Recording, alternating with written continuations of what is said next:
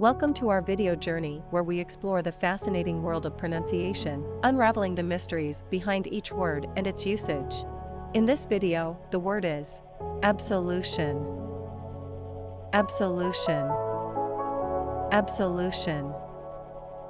Absolution is a noun used to describe the act of forgiving or pardoning someone for their sins or wrongdoings, often in a religious or moral context.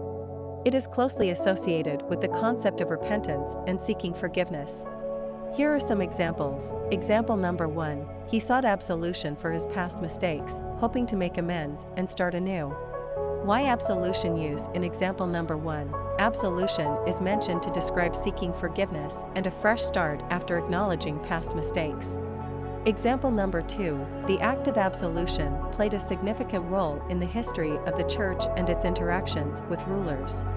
Why absolution use in example number 2? In this context, absolution is used to reference its historical role within the church. Stay tuned for more linguistic wonders and join us in unlocking the magic of language. Thanks for watching, and until next time, keep speaking, writing, and embracing the beauty of words.